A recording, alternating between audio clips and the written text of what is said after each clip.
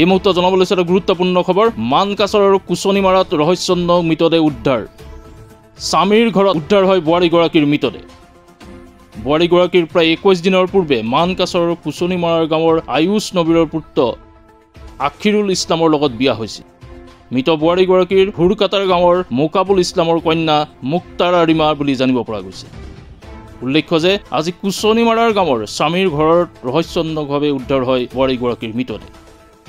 ঘটনাৰ পাছতেই অঞ্চলজুৰি চাঞ্চল্যৰ সৃষ্টি হৈছে।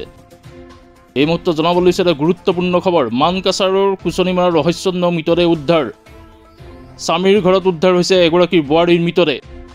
বোৱাৰীগৰাকীৰ 21 দিনৰ পূৰ্বে মানকাছাৰৰ কুচনিমাৰাৰ গাঁৱৰ আয়ুষ নবীৰৰ পুত্ৰ আৰিফুল ইছলামৰ লগত বিয়া হৈছিল।